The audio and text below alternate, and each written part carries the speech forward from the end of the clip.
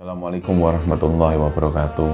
Sobat Kembara Sunyi dimanapun berada, pada kesempatan kali ini saya akan bercerita tentang sebuah kiriman atau cerita kiriman yang dikirim oleh Bu Endang, di mana kisah ini pernah terjadi di Surabaya di sekitaran tahun 80-an.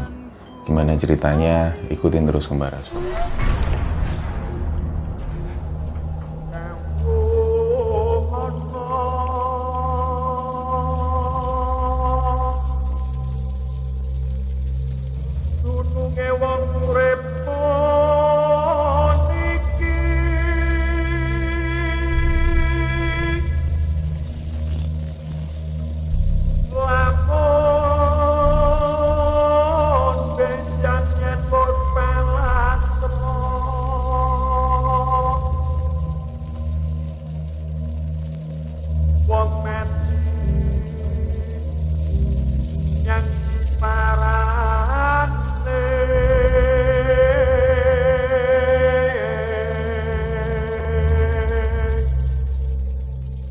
Di Surabaya dulu banyak sekali bangunan-bangunan Belanda dan ya mungkin sampai sekarang masih ada. Nah, cerita Bu Endang ini tanpa mengurangi rasa hormat, aku cerita dengan panggilan Endang.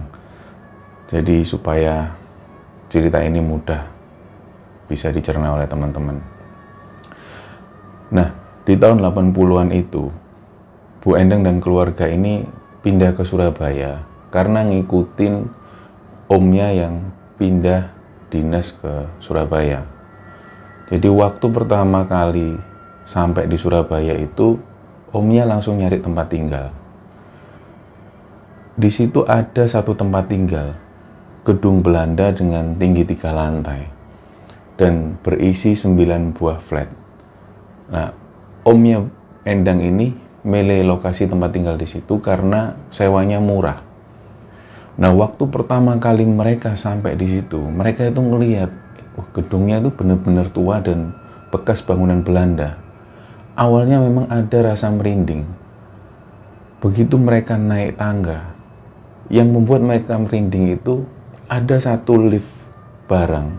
Jadi lift barang ini ukurannya 1 meter kali 1 meter, yang dilihatnya itu sudah besinya sudah berkarat dan sepertinya udah lama nggak dipakai. Mereka pun lanjutkan dan flat yang mereka tempati ini di lantai 3 yang paling pojok. Begitu mereka jalan, dilihat itu pintunya sudah bangunan Belanda, jendela-jendela yang besar. Waktu pertama kali mereka masuk, ada ruang tamu, terus ada 3 kamar tidur, dan ada 2 buah toilet. Ada satu lemari jati. Lemari jati ini ukurannya besar dan tertanam di dalam tembok. Jadi siapa yang nyewa flat itu secara otomatis dapat lemari itu. Mulailah mereka itu bersih-bersih. Jadi ada yang membersihkan lantai, ada yang membersihkan kamar tidur. Waktu itu ibunya Endang ini ngelihat lemari yang besar itu, rencana mau coba dibersihkan. Begitu dibuka, dibersihkan, ada satu foto di situ yang tertempel di lemari. Nah, begitu dideketin, ini ternyata foto jenazah noni Belanda yang ada dalam peti. Waktu itu kaget, terus ibunya Endang ini manggil omnya dan tantenya. Jadi mereka bareng-bareng lihat dan ternyata benar. Setelah diambil, diperhatikan, ini memang foto jenazah noni Belanda yang ada di dalam peti. Waktu itu juga udah, kamu pinggirkan aja, dipinggirkan. Karena serem, penampakannya serem banget dengan wajah yang pucat dan mata terpejam sambil megang bunga gitu. Dan kejadian itu berlalu. Setelah bersih-bersih, mereka kemudian jalan-jalan. Jadi di sebelah gedung Belanda ini ada satu taman. Taman ini dibangun dari zaman Belanda, dari zaman tahun 1800-an. Sampai sekarang taman itu masih ada. Waktu itu mereka jalan-jalan ngelihat lokasi sekitar. Dan malam harinya pada waktu mereka ngumpul di ruang tamu, saling ngobrol, saling bercanda. Pada saat asik-asik ngobrol seperti itu, tiba-tiba ada yang mengetuk pintu, dok, dok, dok. Nah, waktu itu mereka langsung berhenti dan dicoba dibuka pintu. Ternyata nggak ada siapa-siapa. Lah, mereka kembali duduk. Awalnya mereka belum berpikir macam-macam, kembalilah ngobrol, bercanda-canda. Ada lagi yang mengetuk pintu, dak dak dak. Waktu itu omnya Endang ini keluar dan buka pintu, ngelihat ke lorong yang kosong. Ternyata lorong ini kosong dan sepi, nggak ada aktivitas apapun. Nah, waktu itu sudah omnya memutuskan, yuk kita tidur aja, biar besok pagi kita bisa beraktivitas. Nah, keesokan paginya, Endang mulai melakukan aktivitasnya. Endang waktu itu di tahun 80-an itu sekolah di SMP yang ada di dekat situ, dan omnya sudah mulai bekerja. Aktivitas berjalan seperti biasa. Malam harinya mereka nongkrong di depan balkon sambil melihat ke arah luar. Ada tukang nasi goreng lewat, ada tukang sate. Waktu itu mereka manggil tukang nasi goreng. Jadi mereka melongok dari balkon gitu, Pak, nasi goreng Pak. Nasi goreng ini berhenti. Nah, pada saat tukang nasi goreng ini berhenti dan ngelihat ke arah atas, tiba-tiba tukang nasi goreng ini cepet-cepetan dorong gerodaknya. Cepet-cepetan dorong gerobak dan lari. Waktu itu tantenya Endang dan ibunya ini juga heran, loh, kenapa kok dipanggil kok tukang nasi goreng ini lari. Nah, malam selanjutnya kejadian yang sama. Orang-orang ini nongkrong di balkon situ sambil ngelihat ke bawah. Ada tukang sate lewat. Mereka manggil lagi, Pak, sate Pak, mau beli sate lah. Tukang sate ini berhenti, dia ngelihat lagi ke arah atas. Dan tiba-tiba tukang sate ini dorong gerobaknya sambil cepet-cepetan lari. Mereka belum berpikir, ini kenapa kok setiap kali tukang yang lewat kita panggil kok selalu cepet-cepetan kayak ketakutan. Besok malamnya mereka turun ke bawah dan ada tukang nasi goreng. Pak, nasi goreng Pak. Barulah dibikinkan nasi goreng, sambil ngobrol lah mereka. Jadi tantenya Endang ini tanya ke tukang nasi goreng, Pak, 2 hari yang lalu kalau nggak salah atau 3 hari yang lalu, kita itu manggil Bapak dari atas itu. Bapak ini sudah berhenti, tapi pas lihat ke atas kok tiba-tiba cepet-cepetan lari, itu kenapa? Nah, tukang nasi goreng ini berhenti goreng, loh, yang manggil itu ibu. Iya, saya tinggal di lantai 3 itu. Loh, gini Bu, waktu ibu manggil itu saya lihat ke atas itu, di belakang ibu ini ada nonik-nonik Belanda dengan wajah pucat, dengan rambut yang pirang itu sambil melotot ke arah saya gini. Makanya saya takut. Nah, waktu itu tantenya Endang ini mikir, oh berarti mungkin tiap tukang yang kami panggil, tukang nasi goreng, tukang sate itu mungkin sering kali melihat itu. Nah, tukang nasi goreng ini bilang, iya Bu, jujur aja di flat ini, bangunan Belanda ini sering kali banyak penampakan kayak gitu. Makanya kami pas lewat sini itu heran kok di lantai 3 ini biasanya kosong, sudah lama, sudah 5 tahun kosong Bu. Baru ibu ini yang nempatin. Oh iya Bu. Nah, keadaan pun kembali seperti biasa. Pagi harinya ketika mereka bangun pagi dan bersiap-siap untuk melakukan aktivitas, mereka ini nyari Mbokna. Mbokna ini satu pembantu rumah tangga yang kerja di situ. Mbokna dicari, Mbokna ini kemana? Biasanya jam segini sudah menyiapkan teh, sudah menyiapkan sarapan. Waktu itu Mbokna ini belum juga muncul. Dilihat di kamarnya, Mbokna nggak ada. Begitu dicari di luar, belum juga ketemu. Dan waktu nurunin tangga itu dilihat ada tetangga-tetangga ini yang sedang ngumpul berkerumun di situ sambil nunjuk ke arah atas. Nah, tantenya Endang ini turun. Ternyata dilihat itu tetangga-tetangga lihat ke atas, ada Mbokna itu di atas genteng sambil nangis sesenggukan. Loh, Mbokna kok tiba-tiba ada di atas genteng? Langsunglah keluarga ini mengevakuasi Mbokna turun, dan begitu ditanya sambil nangis sesenggukan ini Mbokna bilang, saya itu kemarin malam itu tidur di kamar seperti biasa Bu. Lah kok tiba-tiba bangun pagi itu saya sudah ada di atas genteng. Saya sendiri juga nggak tahu. Nah, hari itu juga Mbokna ini pamit, nggak mau lagi tinggal di situ, nggak mau lagi meneruskan pekerjaannya. Dia pamit pulang ke kampung halaman. Karena kejadian itu benar-benar baru terjadi seumur hidupnya, baru kali itu. Mbokna ketakutan dan pulang kampung. Dengan kejadian itu kemudian mereka ini agak sedikit was-was dengan adanya kejadian-kejadian yang mereka alami, seperti ada pintu diketuk, ada tukang nasi goreng yang ngelihat penampakan noni-noni Belanda. Tapi mereka mencoba untuk berpikir positif dan nyoba nggak berpikir macam-macam. Hari pun berlalu, ada satu kejadian. Waktu itu Endang pagi sekali setelah subuh, di mana kondisi masih gelap itu, Endang rencana mau olahraga di depan taman situ. Waktu Endang melewati lorong itu dan dia nurunin tangga, di situ dia lihat lift barang yang sudah rusak itu. Begitu dia nurunin tangga, Endang ini ngerasa ada yang keluar dari pintu yang ada satu flat di sebelah tangga itu. Ada yang keluar dan seperti ikut turun. Dan dari sudut matanya Endang ini dia ngelihat ini seperti noni-noni Belanda yang wajahnya putih pucat dengan rambut yang panjang dan pakai topi yang lebar. Noni-noni Belanda ini ngikutin turun sampai di lantai 1, kemudian noni Belanda ini naik lagi. Nah, waktu itu Endang masih mikir, oh mungkin ini benar ada noni Belanda yang tinggal di flat paling ujung di sebelah tangga. Kemudian ceritalah Endang ini ke ibunya. Jadi waktu Endang turun diikuti noni Belanda. Nah, ibunya memastikan, loh Dek, nggak ada yang tinggal di flat ini kecuali kita. Jadi di lantai 3 ini cuma kita yang tinggal di sini. Flat sebelah sama flat di sebelah tangga itu nggak ada yang nempatin, sudah 5 tahun lebih.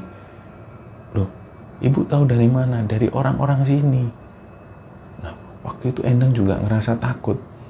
Karena yang dirasakan Endang waktu itu benar-benar ada noni Belanda yang ngikutin turun. Nah, besok malamnya, di sekitar malam hari itu, ibunya Endang ini tidur. Pada waktu tidur itu, di antara sadar nggak sadar, ibunya ini dengar seperti ada suara perempuan yang nangis. Begitu ibunya Endang ini coba membuka mata, coba menyadarkan diri. Begitu noleh, dilihat ini ada satu perempuan yang jongkok di pojok sambil nutup telinganya. Dia ini nangis. Nah, waktu ibunya Endang ngelihat ke arah pojok, kaget. Loh, ini siapa kok? Ada perempuan jongkok sambil nutup telinganya dan nangis seperti itu. Nggak lama kemudian perempuan ini noleh ke arah ibunya Endang dengan wajah yang wajahnya ini seperti make up yang sudah belepotan dengan cucuran air mata gitu. Dia noleh ke arah ibunya Endang sambil deket dan kayak marah gitu. Kon. Jadi kayak ngusir. Waktu itu ibunya Endang langsung nyalakan lampu dan berdoa. Bismillahirrahmanirrahim. Begitu noleh sudah nggak ada penampakan ini. Cepet-cepetan ibunya Endang malam itu bangunkan omnya dan bangunkan tantenya. Tantenya Endang dibangunkan semua. Jadi kejadian malam itu benar-benar dialami oleh ibunya Endang. Dan penampakan yang dilihat oleh ibunya Endang itu adalah penampakan yang ada di foto yang pertama kali ditemukan ibunya Endang. Jadi noni-noni Belanda itu adalah noni-noni Belanda yang ditemukan di foto itu. Setelah kejadian itu, ada beberapa kejadian lagi yang sempat membuat mereka ini ketakutan. Waktu itu Endang ini malam hari ketika semua keluarga ini sedang keluar. Di sekitar jam 8 malam Endang ini keluar dari pintu dan mau duduk-duduk di balkon situ. Gak lama kemudian ada seperti bayi yang merangkak dari ujung tangga menuju ke arah Endang. Awalnya Endang ini juga heran. Ini apa kok merangkak? Semakin dekat ternyata ini bayi yang gosong semua. Jadi seluruh badannya ini gosong seperti terbakar. Sambil nangis. Waktu itu lari Endang masuk dan nutup pintu. Dia sambil nunggu keluarganya karena seluruh keluarganya ini lagi keluar. Dia sendirian di dalam rumah itu. Tapi suara bayi ini masih terus terdengar. Gak lama kemudian pintu ini seperti digedor-gedor dengan tangan yang kecil. Jadi kayak kalau kita tahu kucing yang sedang ngedor-ngedor pintu, krek-krek, jadi seperti itu. Benar-benar kejadian itu berselang seperti 5 menit. Jadi setelah itu kejadian ini sudah berlalu dan malam itu ketika keluarga Endang datang, Endang mulai cerita kejadian yang dialami itu. Nah, keesokan harinya ada juga Endang ini ngalamin situasi di mana pada waktu itu Endang ini sedang mainan boneka sama saudara sepupunya yang perempuan. Jadi ada saudara Endang yang usianya masih SD. Seperti biasa dia main boneka. Boneka ini boneka perempuan yang hanya digerakkan dengan tangan dan nggak ada baterai sama sekali, nggak ada apapun yang bisa, bonekanya juga nggak bisa berbunyi.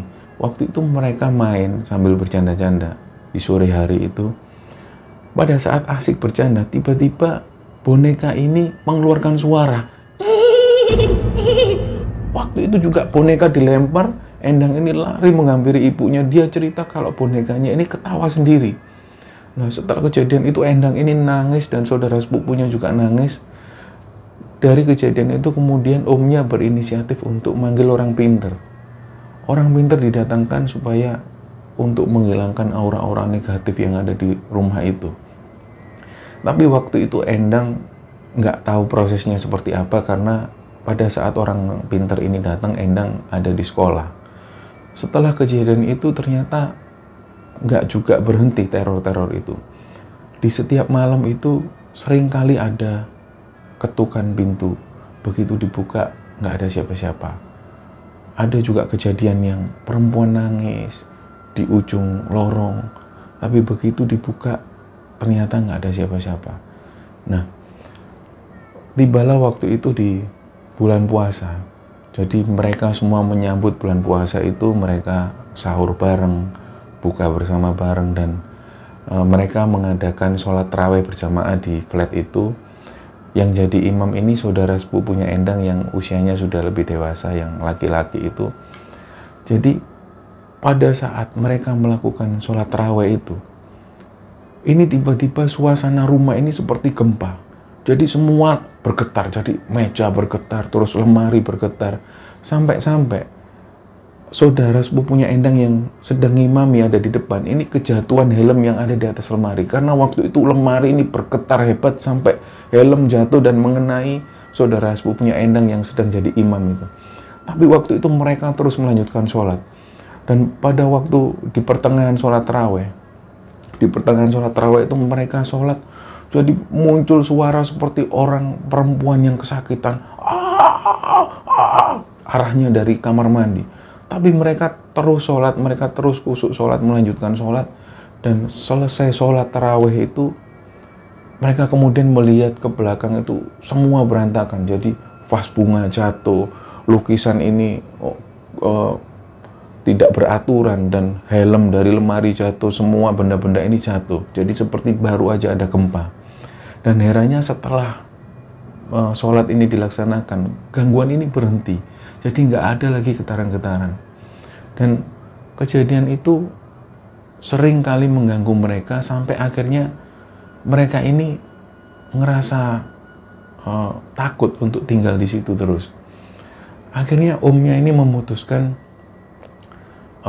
nggak lama kita akan pindah dari sini karena situasi di sini ini mengganggu banget dan semua sudah pernah diganggu, dan ternyata setiap anggota keluarga di sana semua pernah diganggu, dan yang paling fatal adalah pembantu rumah tangga yang sampai diangkat menuju ke atas genteng.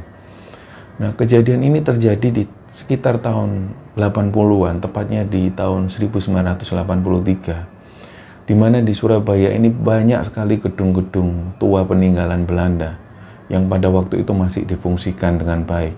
Sampai sekarang di Surabaya itu masih banyak gedung-gedung tua bekas bangunan Belanda itu yang dialihfungsikan menjadi gedung bank atau gedung dinas-dinas pemerintahan tertentu. Dan yang diceritakan oleh Bu Endang ini adalah gedung flat tua yang ada di belakang taman. Dan lokasi gedung ini sudah lama digusur dan sudah nggak ada lagi. Jadi cerita ini dikirimkan Bu Endang, dan Bu Endang mengatakan bahwa kejadian ini benar-benar beliau alami pada masa itu dan sampai mengakibatkan mereka pindah dari situ. Dan setelah beberapa tahun tinggal di Surabaya, omnya pindah dinas lagi ke Jakarta. Jadi semoga kisah ini bisa memberi wawasan para teman-teman, bisa diambil pelajaran dan bisa diambil hikmah. Mohon maaf kalau ada salah kata. Terima kasih. Wassalamualaikum warahmatullahi wabarakatuh.